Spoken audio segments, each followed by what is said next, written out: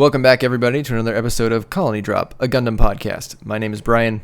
And my name is Isaac. This is your favorite Gundam podcast where we talk about everything from mobile suits like Gunpla to anime series and movies to Gundam manga, the upcoming live action movie, Gundam lore, ideas, concepts, anything and everything that is related to the amazing franchise known as Gundam. That's right, Isaac. And today we have a very special topic that we've skirted around the bush a little bit before. Pun intended?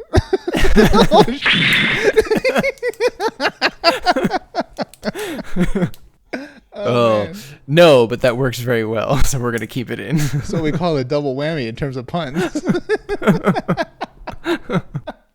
So we've mentioned before that we have not had that many Gundam female pilots. We've had some female pilots, but they don't always pilot Gundams. Is that fair? Yeah, and let me say this. It's rare enough to the point where you kind of notice. Unfortunately, it sticks out like a sore thumb. Yeah, like I think, what was it, our latest rewatch of Seed, we noticed that there were a lot of Gundams appearing, and there wasn't a whole lot of females piloting the Gundams. And back then, maybe it didn't seem that out of place, but you really kind of notice it on the rewatch a little bit. So with that in mind, what are we going to talk about today, Isaac? Today, we are talking about the top 5 female pilots. The finest, ferocious female fighting force, top 5.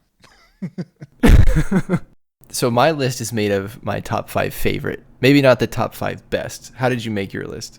I decided that we probably won't get the opportunity to do another top 5 female pilot list of anything, really. Maybe we can do top 5 female characters in Gundam, but this is pretty much going to be it in terms of pilots. And Sorry, listeners, there's not a ton of female pilots. Okay, so I ranked it according to who I thought was the most skilled. Literally, my top 5 in terms of piloting skills.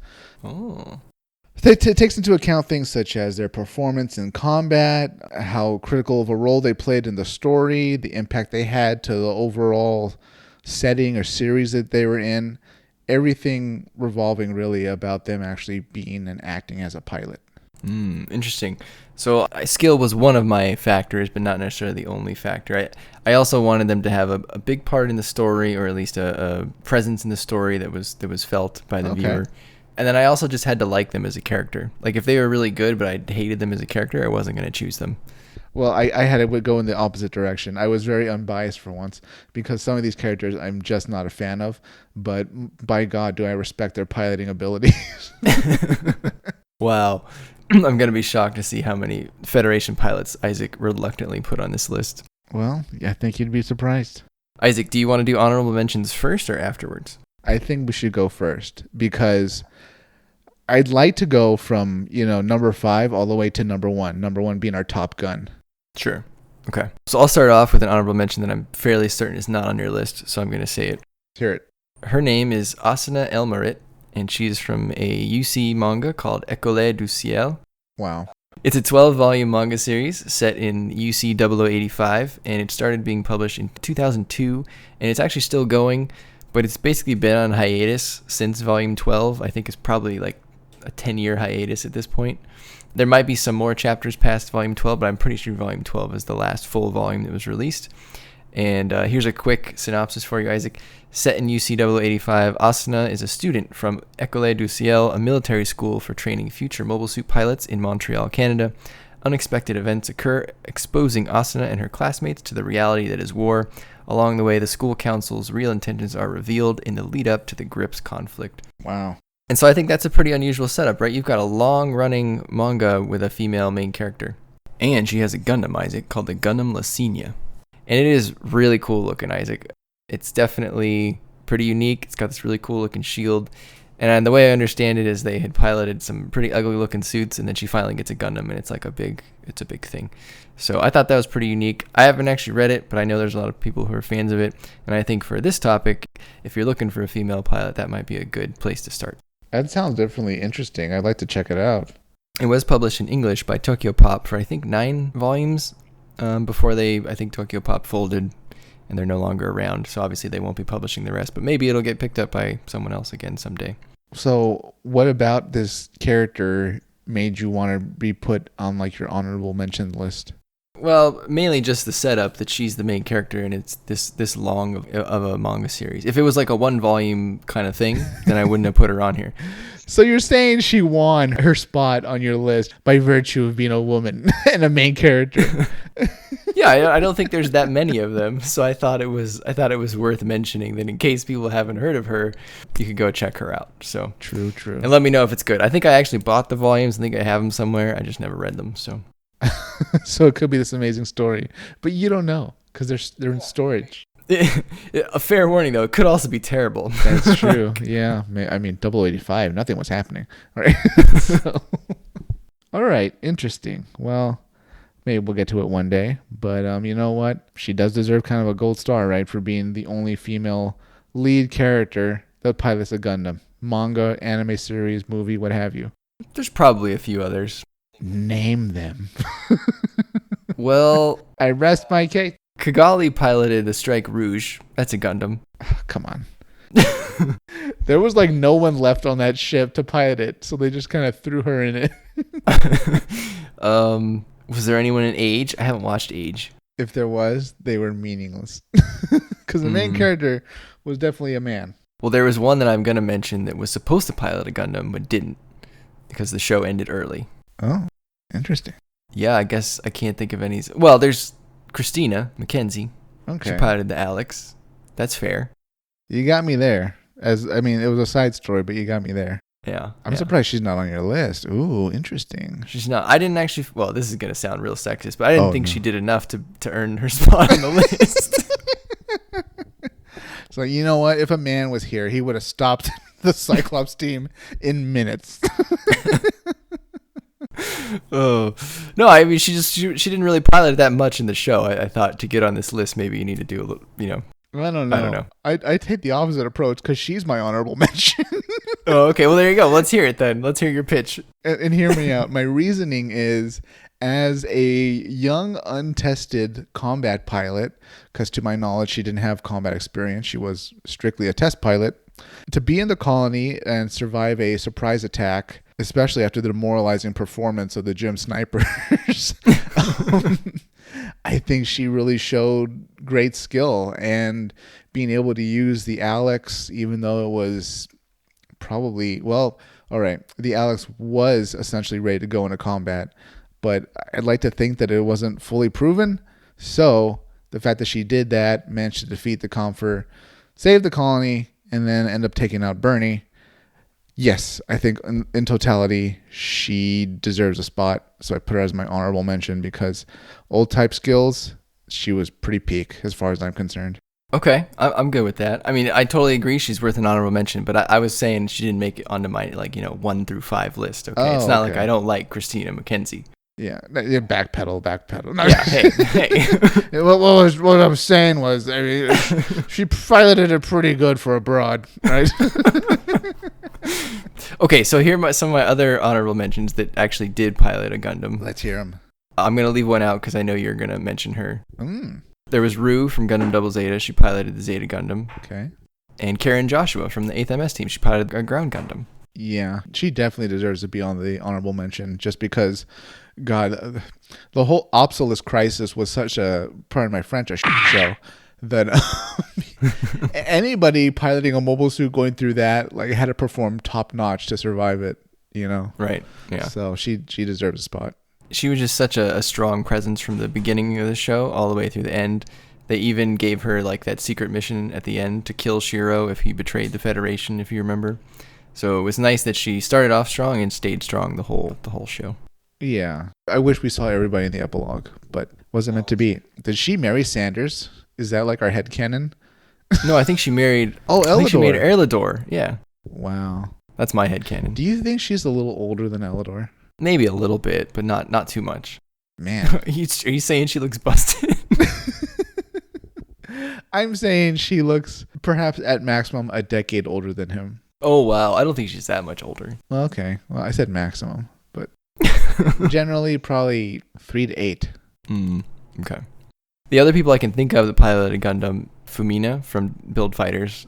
I don't know if Okay. we're counting Build Fighters, but I mean, she piloted, Winning Gundam. There was Rain. She piloted, was it Rising Gundam? She wasn't perhaps very good at it, but she definitely piloted it. And I can't remember if Luna Maria or Stella or Stellar from Seed, did either of them ever Yeah, Stellar. Wasn't she part of the Gundam Jack? in Destiny? Yeah, she's in the squad that was doing the Gundam Jacks. Okay, so see, there's a few. Yeah. They're not on our list, but No. they're, We they're have to there. dig for them, and especially Stellar, to her, not to her credit so much, but her discredit, I guess. She was pretty much right up there with like enhanced naturals. She was Oh, a yeah. sub boss essentially in the series. Yeah, that's fair. All right, Isaac, shall we start with number 5? Let's do it, Brian. Who is your number 5 on your list of top 5 female pilots in the Gundam series?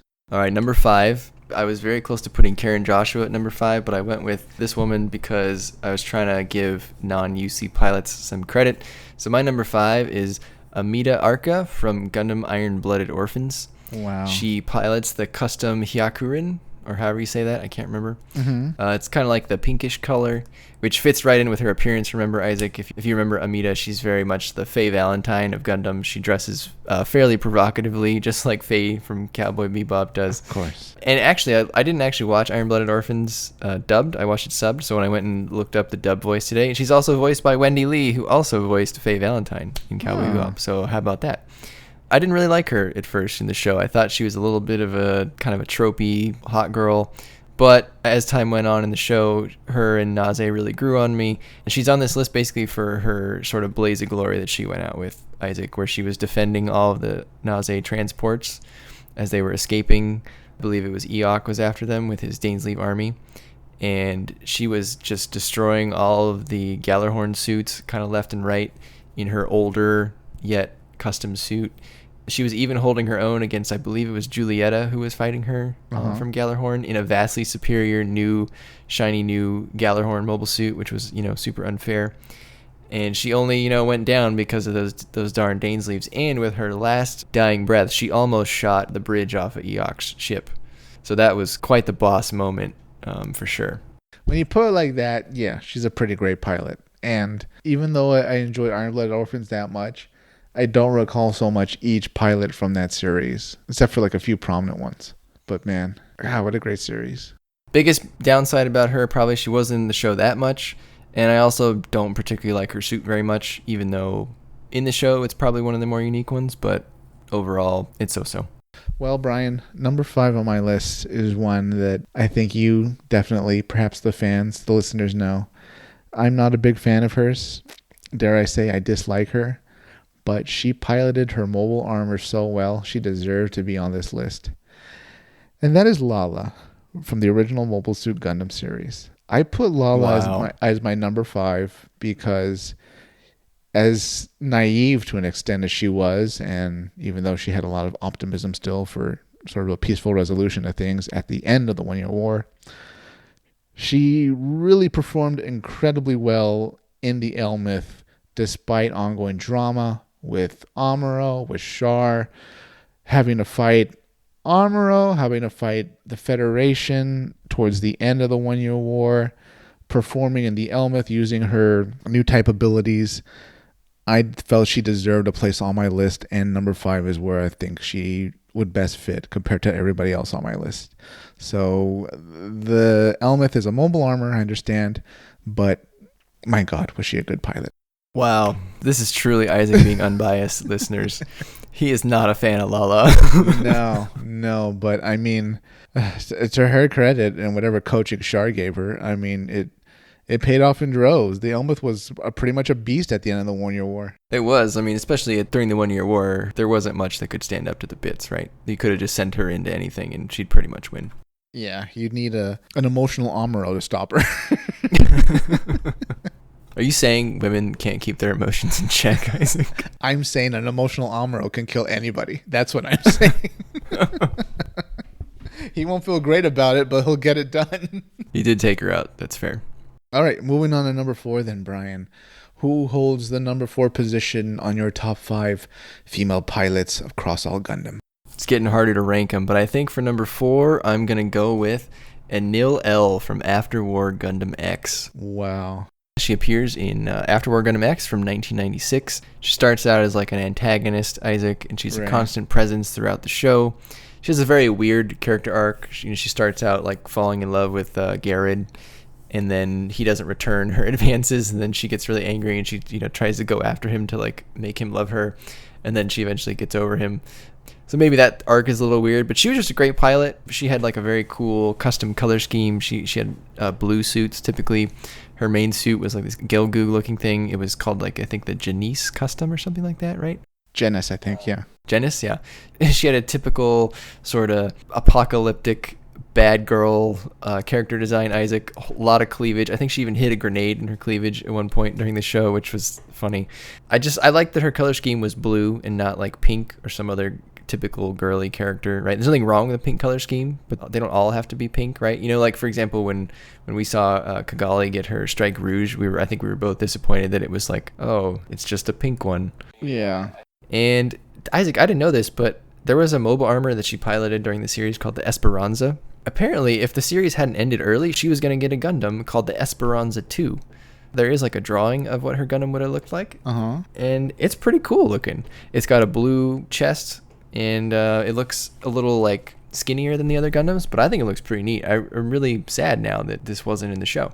I'm going to send you a picture of it. Yeah, please do. I mean, that makes a Gundam X even more of a tragedy because it had such a cool setting. Oh, wow. Let's look at it. This looks pretty crisp. This definitely looks like a supporting mobile suit. Almost a bit of tall geese in there, with the legs and stuff. Yeah, a little bit. Man. Anyways, what was I saying? Oh, Gundam X, such a tragedy that it ended early because it had such a cool, interesting setting. But from what I vaguely remember reading, they inappropriately put its airtime during the wrong day of the week or something like that, and they kind of shot themselves in the foot. Something like that happened. And then they try to fix it, or ratings were falling, and then they put it in an even worse time spot. So it was doomed to failure by things outside of the story's actual control. Such a pity. So Anil L's Gundam, the Esperanza 2, was a victim of that tragedy, Isaac. Such a tragedy. I vaguely remember the Esperanza. Yes, it was some type of mobile armor, I think. Or maybe I'm thinking the Petulia. It's hard to remember. There were a lot of weapons going around after War X, but definitely worth a rewatch soon. All right, Brian. You know who is on my list for number 4. She has done an incredible job, not only as a Gelgoog pilot, but also being a de facto admiral running her own small fleet after a Babaku. Number 4 on my list is Shima Garahao, the Mayfly of space, the unknowing butcher of Island Ifish. Say what you will about her and, her choices and stuff, but she was skilled enough to go toe-to-toe with the Albion and its mobile suits multiple times, skilled enough to survive after the 1-year war, and clever enough to side with the Federation conspirators that were going to eventually form the Titans. Sadly, she went up against the Dendrobium, but I challenge you to say any pilot could survive up against the Dendrobium. Other than that, if she went up against a Jim or a Gundam in her Gerbera Tetra, I think she would have come out on top. So Shima holds a place of honor at number 4 on my list. Yeah, and again, real shame that we didn't get to see more of that Gerbera Tetra. And I think technically she qualifies as a Gundam pilot, Isaac, because the Gerbera Tetra was, as you know, the GP04. Very true, yeah. It got a cosmetic facelift, but the internals, the guts, all Gundam. Man, if we did a list of like most gruesome deaths, hers has to be up there, right? Pretty much, yeah. I don't think I've ever seen another situation where the cockpit was hit with such force that the visor of the pilot blew open. She might be the only one in any Gundam series where that happens too. The beam just incinerated her. Like she was there 1 minute and then she was gone. Also, when we do our Gundam fashion show, I'm pretty sure she's going to be somewhere on my list because she's got like that cool poncho. She's got a fan. She's on the short list of people in Zeon that wear a red uniform. She's into tiger stripes. Yeah, and beautiful paintings. And her uniform restrictions are very loose, as we've already covered. Yeah, that or they never repair their air conditioning unit, so every day is slightly warm. All right, Isaac, number 3. Are you ready? Let's hear it. All right, number 3 is definitely someone who would never be on your list. But number 3 for me is Allenby Beardsley from Mobile Fighter G Gundam from 1994. Do you remember Allenby, Isaac? No. So Allenby is Neo Sweden's Gundam fighter for the 13th Gundam fight, and she is the only female fighter in the tournament. Oh my god. She's a little bit of a female Wolverine. She was orphaned and taken in by Neo Sweden's government at a young age, who then experimented on her to make her the best mobile fighter they could, using what they call the Berserker system.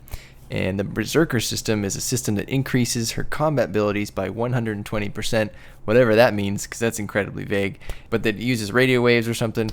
Anyway, she goes into this like psychotic mode where she gets all red and her hair flares up and her eyes go red. She looks pretty nuts.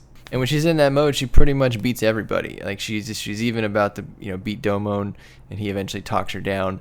But he had to talk her down. He didn't beat her in hand-to-hand combat. So I really walked away with the sense that she could kind of beat everyone in that mode, which is kind of cool, right? She's the only female pilot in the fight, and she almost beat the main character. So I thought that was neat. She has a decent arc. She falls in love with Domon, but he doesn't return her feelings, and she does not get the guy in the end, right? So it's not like a happy ending for anybody. Man. The one regret I have on Allenby is I wish she would have been given a Shuffle crest. All of Domon's friends, they became part of the Shuffle Alliance. They all got a Shuffle crest. I really wish they had made her like the Red Joker or something. I know they had already used the Joker and then the Jack, King, Queen, and Ace. I feel like she was a better fighter than some of the other Shuffle Alliance members. And if you remember, Isaac, she pilots the Nobel Gundam, which is very memorable. It's basically the Gundam that looks like a cross between Sailor Moon and Sakura from Street Fighter, which basically looks like a Japanese schoolgirl. And it has like Gundam hair that's like blonde. And it has beam ribbons, Isaac. Do you remember those? She doesn't have beam sabers. She has beam ribbons. I remember that. Are they from like her hair or something, or like her bow? Probably the bow or the hair. I don't remember. But I think that is hilarious, and it's perfectly in line with G Gundam's tone and just overall, world building. So Nobel Gundam's a little silly, but I think in the context of the show, it's great and it makes sense. And Allenby was a fierce pilot, so she earns number 3 on my list. I mean, by virtue of being the only female fighter in Mobile Fighter G Gundam, and also being able to really help out the rest of the main characters, yeah, I think she should deserve a spot on the list, right? It's also cool that her Gundam is so distinctly feminine. Oftentimes we see the handful of female pilots we get, they're always in a very male-looking Gundam or mobile suit, right? So good to see a much more obviously and blatantly female design. I mean, can't get much more female than Japanese schoolgirl outfit. Yeah, it's ironically worn by Sweden for some reason, but Sweden's cultural dress. Hey, you know what? It's anime. Well, hit me with number 3, Isaac. My number 3 had to juggle running her faction while at the same time arguably being the best pilot on her faction side during the Grips conflict, Brian. Number 3 for me is Haman Karn, leader of Neo Zeon and one of their best pilots in the Cubely, a fearsome, powerful mobile suit. Brian, I think she deserves this spot on the list because she had to do almost all the work of running the political negotiations for Neo Zeon, based out of Axis, and at the same time lead the troops on the battlefield. Maybe in retrospect, she should have just stuck with running things behind the scenes because sadly, as we all know, spoiler alert, Haman doesn't make it. She has to, well, she kind of suicides herself, but it's not a great ending for her, but she was a beast in that mobile suit, and she showed just how powerful a new type could be in a purpose-built mobile suit that featured bits, and I forgot what else it had. It was just custom built for new types like her. So she deserves her spot here for everything she did.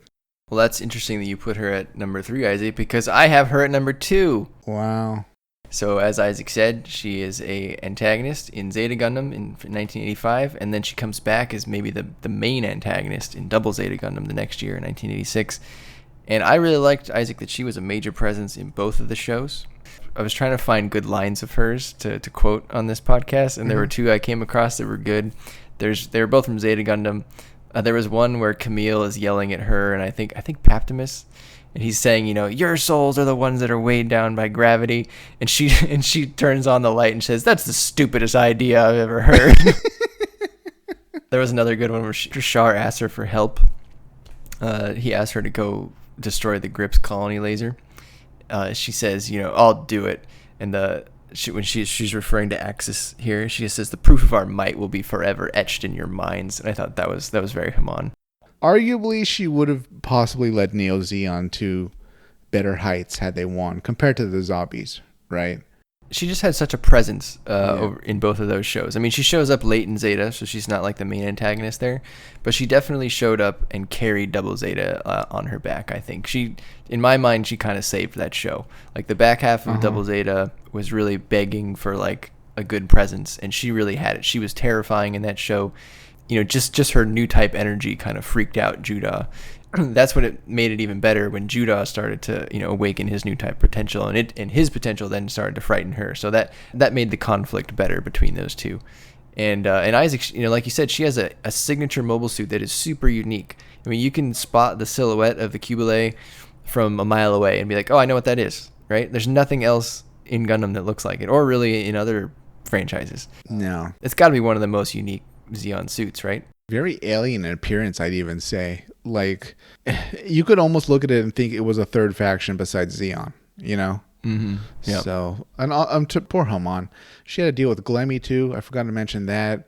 Neo Zeon splinters, and then she has to deal with this kind of internal civil war. She had to deal with so much all by herself, pretty much, while at the same time being a pilot. So, a lot of respect goes out to her. Yeah. So Isaac, I have a question for you. Oh no. Who is the baddest Zeon, her or Kycilia? Wow. Oh boy.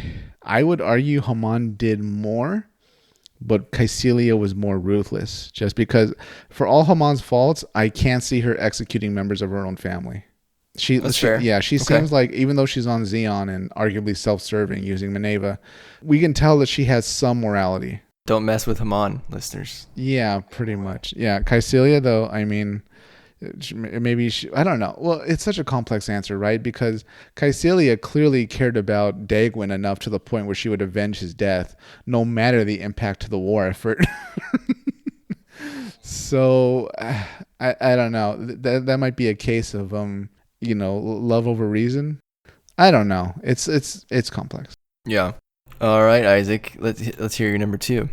Okay, my number 2 lived a peaceful life in her colony before it was unexpectedly attacked by a new faction in the Universal Century.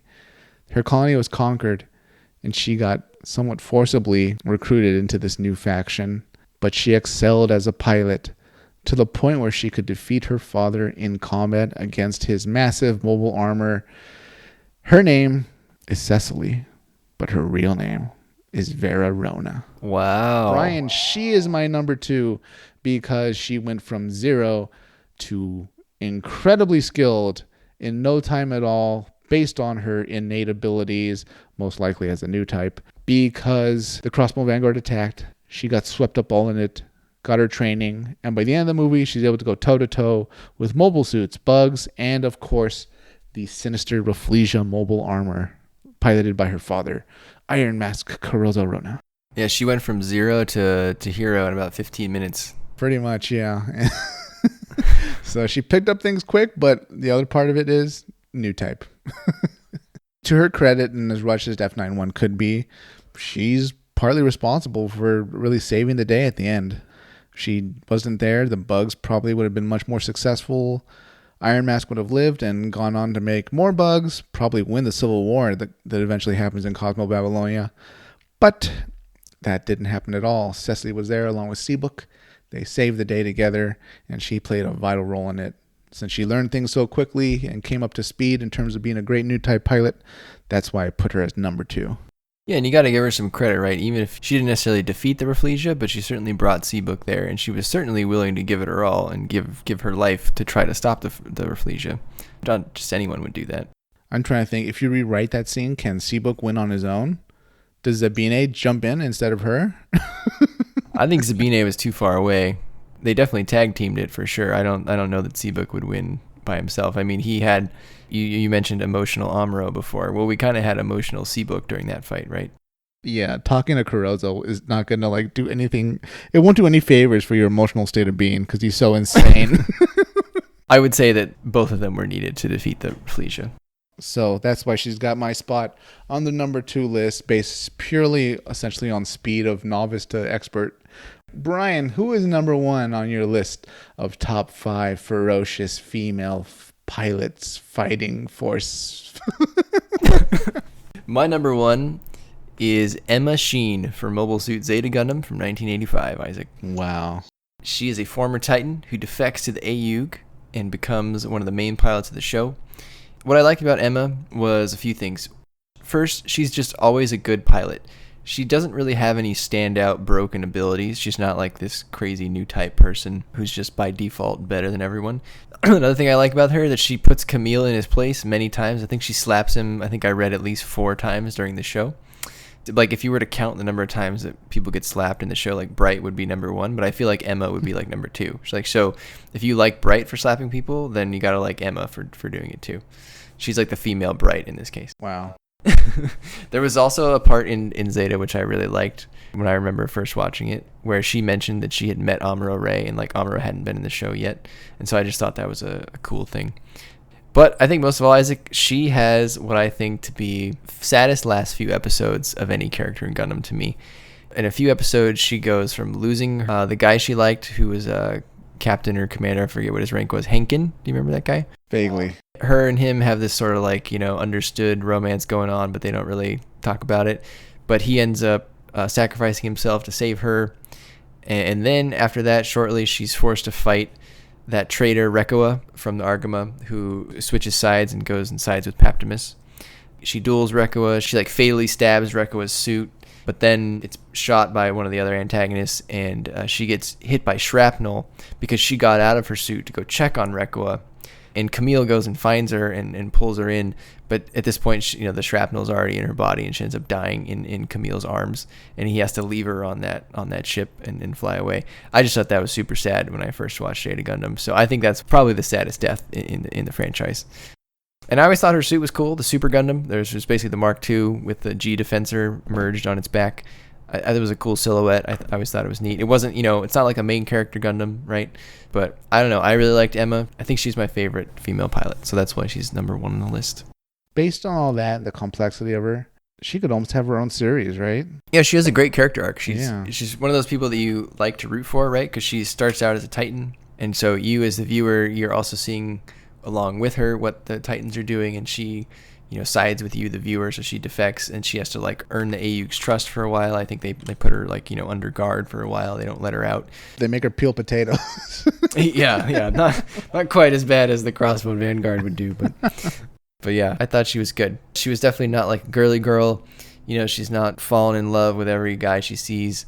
I just thought for this list, she was a good, strong female character that I think any dad or mom would be happy for their kid to look up to. Does this mean that, like, if you think about it, the Titans are actually very forward-thinking because they have so many women in their ranks?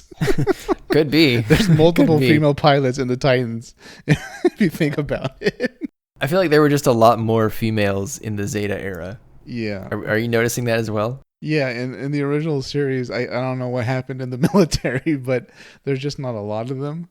Maybe all the men died in the 1-year war, and they were like, oh. That's true, right? I mean, I'm trying to think of officers besides Matilda. I think she's the only one. I mean, we had like Sayla, I guess, and it's not like Amuro fought any big females really besides Lala, but she's not like a normal Zeon soldier. No, I would be very doubtful if she even had rank. Yeah, probably not. I mean, she was Char's guest. Yeah, essentially, right? And they let her run around in that muumuu. That's not a Zeon uniform. Not even Shima would allow that. No, she would be like, look, you can be on our Zanzibar, but like, even I have limits to like our lax dress code. Isaac, number 1. Okay, listeners, this woman's tragic backstory plays only a small role in why she's an amazing pilot. She had to go out on a mission, essentially with a gun pointed at her head. but willingly pursuing revenge against the man who wronged her, she had to pilot arguably the worst mobile suit in the 1 Year War, a prototype version of it, but she piloted it so well, my headcanon is that she's a new type. Her whole team performed so well with the machine, also the same type of mobile suit she piloted. They performed so well under her leadership that they really saved the day. Her name is Arlene Nazon. She was a lieutenant, and she was in the final part of MS Igloo Gravity Front. If you recall, listeners, she was betrayed by her lover, who, as far as she knew, betrayed the Federation to Zeon, shared intel, vital information with them, causing her to be thrown in the brig and blamed for it, along with two of her comrades. She was forced to go out into the gun tank. Well, maybe not so much forced, but they kind of made her do it, but at the same time, she wanted to do it to get revenge. And when she was in the gun tank, Brian, oh my God, she was such a beast at it. They were zipping around at like 200 miles per hour. She was killing people left and right, just knocking over Zaku's like they were made out of cardboard. She was just a beast on the battlefield. It was amazing. And the fact that she did this in a gun tank, not even a regular gun tank, a prototype gun tank, was all the more crediting to her as far as how good of a pilot she is. Can you imagine her in like an Ace GM? Can you imagine her in a custom suit, one of the 8th MS team's mobile suits? Oh my God, she would have been a goddess of war. And sadly, her story ends with tragedy. But based on her sheer skills, based on her performance, based on what happened in her episode of Gravity Front, I put her at number 1 on my list, Brian. Wow, I did not expect that. But you're right. She was a great pilot, for sure. She was a beast. And even if her story did end in tragedy, she did accomplish what she set out to do in that episode, even if it didn't end well for her and even if it was under false pretenses. So you got to give her credit. She sacrificed everything to accomplish her goal, and she did it. It might be a tribute to the animators. Well, it is a tribute to the animators, but for whatever reason, tank warfare in MS Igloo looks amazing. Whether it's the Type 63s, whether it's the Zeon tank, or the prototype gun tank she was piloting along with her squad. It's just such a thrilling spectacle to see the gun tanks in combat, to see tank warfare in combat. And she outperformed everybody in a primitive mobile suit. Essentially a glorified tank. She was able to knock out a ton of Doms and Zaku's. She really cemented herself, as far as I'm concerned, as one of the most amazing pilots we've ever seen in Gundam. I think she even took out that Goof Custom. Do you remember that? Remember I was like, oh, this is terrible. Yeah, they sent one out in the battlefield. Yeah, and it like ate a bullet like right to the chest, like right away. And I was like, oh, yeah, that was embarrassing. This'll stop her. Oh, no. What do you mean they have flamethrowers? That's a good choice, though. And again, this is a reminder that to all the listeners who have not seen MS Igloo, to go watch it because it's a great show. Even if it does look a little rough today, maybe if you're not used to that, it is a fantastic show.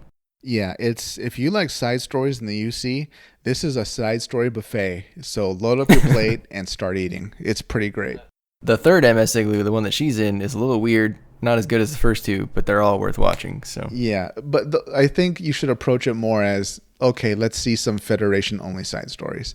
And then you'll be a little bit happy. Things get wacky when the metaphysical stuff starts happening, but other than that, they're pretty solid and interesting stories that show you a bit more about parts of the 1 Year War you probably didn't know about. Just mute your TV when the metaphysical when stuff starts. When the angel of death or the goddess of death shows up, just kind of roll your eyes and look at your phone.